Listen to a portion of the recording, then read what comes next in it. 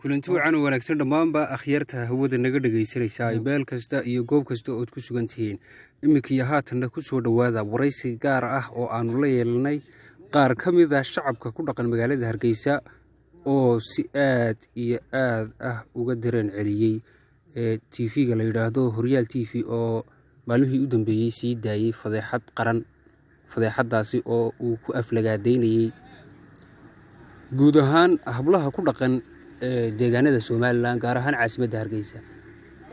bal dareenkaasi iyo sida ay uga falceliyeen shacbi weynaha ku dhaqan magaalada Hargeysa ugu horeyn ku soo dhawow wakaaladda caalamiga ah ee Samakaab 47 Media Group waa soo dhawahay adeer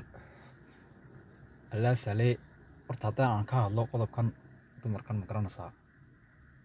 cawrada ay nuskay midiyaha lagu baahiyay waxaan oran lahaa hablo horta dee Hargeysa haday noqoto weligeed buu qeeyli jireen ilaa gacanka koor bafka ku qeeyli jireen moogti habarqata loo jiray bariya moogti Allah sale laakiin tan waxaan dee aqliga fiyo iyo xusuusta iyo xiska noolba ku siineen iyo garaadkaaguba haday iyada Horyaal TV ay noqotay garashadeedii inay social media u qaybiso fadeexada hablaha waxa weeyaan waa arin laga xumaado moogti taana dayb maxaa ku tilmaamaatay waxayna 40 ba arag ma ku tilmaamaya Allah sale adigu dhankaaga sidoo aragta horta Samakaab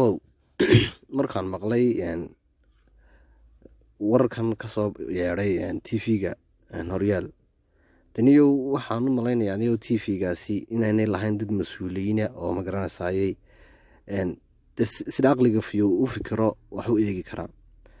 haba soo duubaan kuwan soo duubay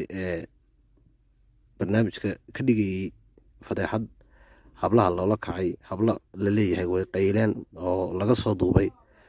ay ka dhigaso inta barnaamij ay daadihinayso waxaba ka sii daran ba ragga barnaamijkan qabtay edit gareeyay